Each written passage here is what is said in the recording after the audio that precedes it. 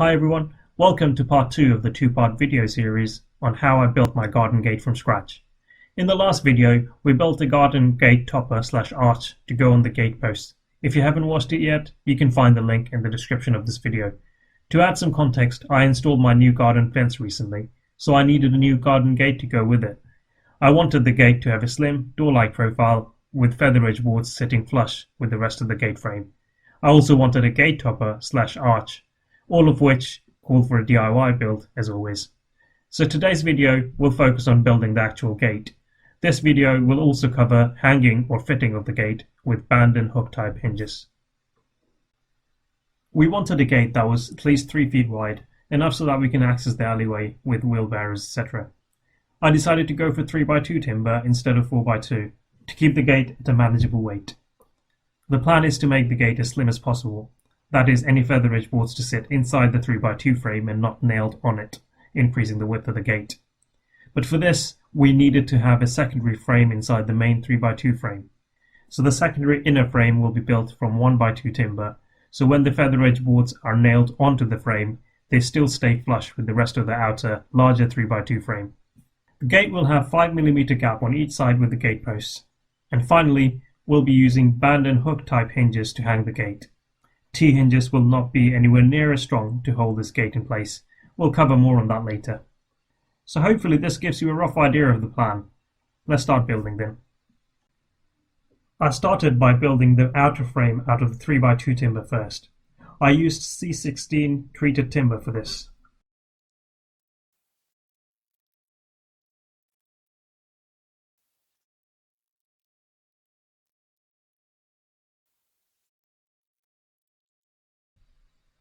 I didn't have a workbench at the time of this build, so the next best thing I had was a sheet of tarpaulin.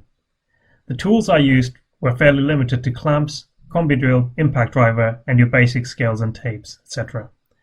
I used 100mm screws to assemble the main frame. I also had my rough measurements of the gate on a piece of cardboard handy. After laying out the timber, I pre-drilled the holes for the joints. I used wood glue to strengthen the joints, although I'm not sure how effective they will be outside.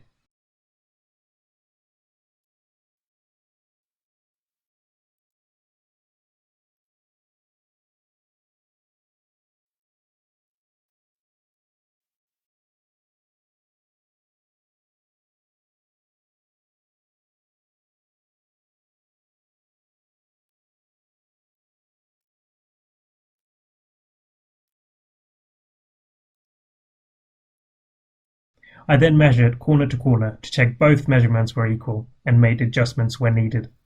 This will ensure that the frame is perfect rectangle with 90-degree corners. I then went ahead and used 2 100mm screws for each joint.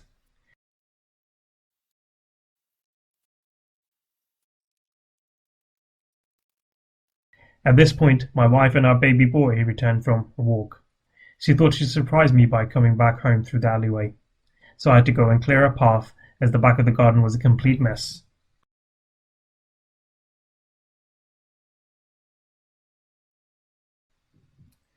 And finally, the frame started to take shape quite nicely. This felt good and almost like a milestone.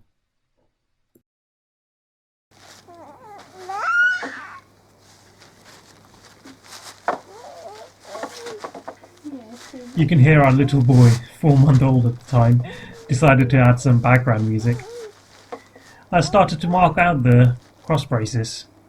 The cross braces could have been a bit bigger, but I was limited to depth of 1 inch, so decided to go for 3-inch by 1-inch cross brace. I've seen some gates in the shops with no cross brace at all, so thought a thinner cross brace is better than none.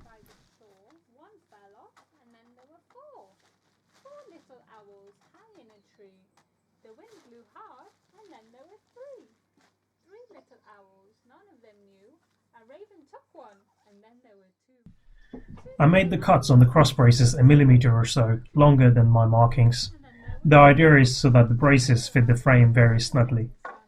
This will make sure that the braces continue to offer support to the frame, even if they were to shrink in the years to come.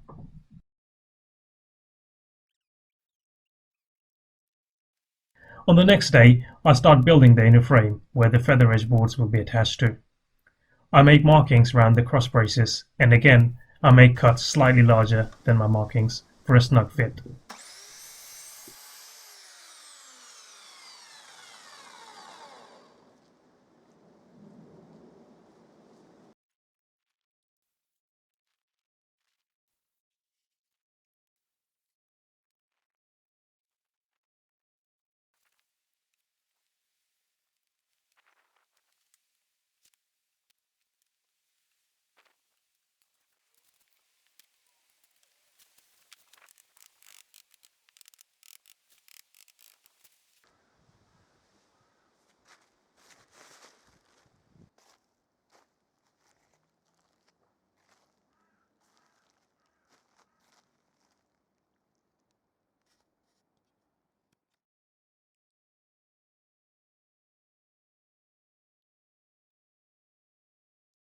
Once all the pieces of the inner frame were in place, it was time to put the screws in.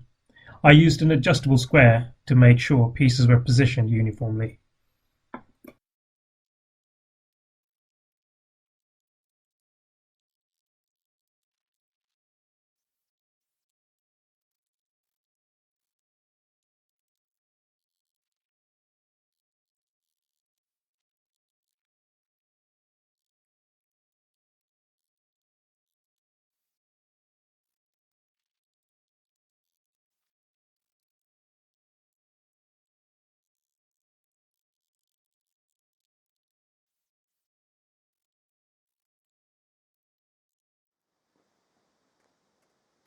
After the gate frame was ready, it was time for a quick fit test. The frame wasn't a complete disaster, so that was a relief.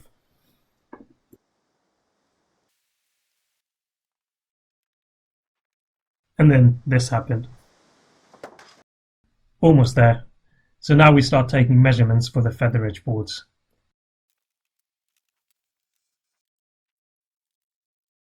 I used clamps to cut through 3 or 4 boards at a time using my miter saw.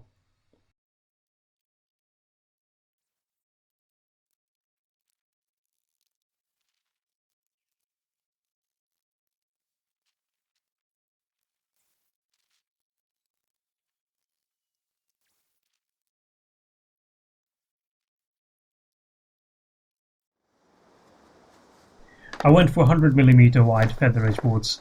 They were 22mm in thickness on the thicker end.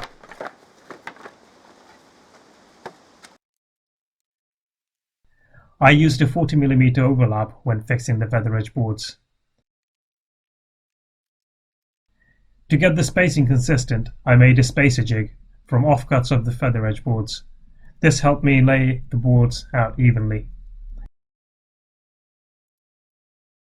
A dry or test layout of boards before nailing really helps with planning your spacing. Towards the end, I should have reduced the width of the last board, but decided it was not worth the hassle.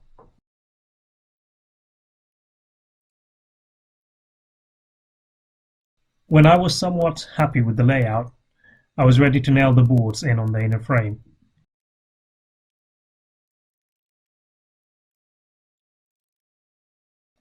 I used a straight piece of timber to mark where the cross braces were, so I could nail the boards on the cross braces too. I used 30mm lost head nails for this. A nail gun would have been very useful for this task, but I don't have one. A hammer did just as well, although it took a while.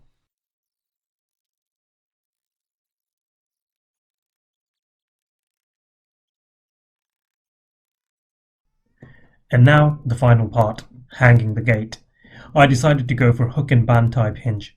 These type of hinges tend to be very strong, and they're used for hanging gates that are on the heavier side. One of the key strengths of these type of hinges come from the coach bolt that is used in addition to the screws.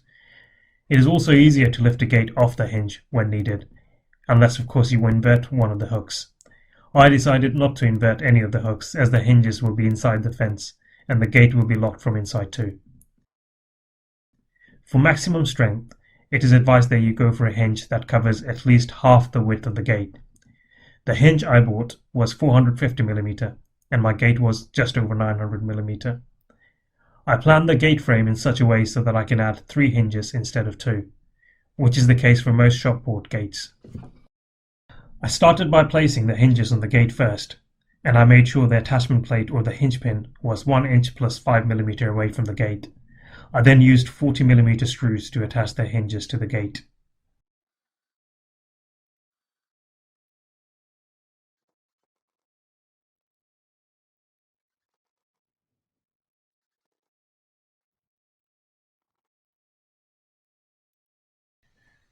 I needed to prop the gate up in between the posts at the exact height at which they needed to be hanged. So I used 3 paving bricks and a spirit level to get the level right, and then put the gate on the bricks at the right height. I didn't have any plastic packers handy, so I used some wood shavings that were 5mm or so thick, which worked quite well.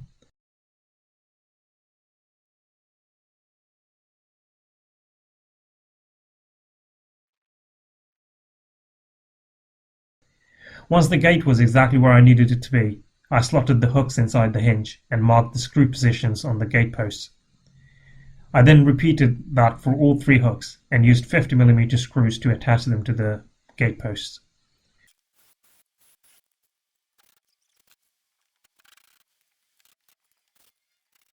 The final step was to drill through the gate frame for the coach bolts. This was fairly straightforward. Just watch out for the existing screws in the frame before drilling. Once the coach bolts were tightened, you could really tell the sturdiness they added to the gate. I also attached a small piece of timber to the gate post to act as a stop for the gate. And finally, I attached a ring gate latch to the gate and also a standard latch later. This was it. This is how I built my garden gate from scratch. If you have made it this far, then cheers for your patience, and I really hope you find this video useful to help inspire you to build your own gate. The overall gate build cost me roughly £60 in materials.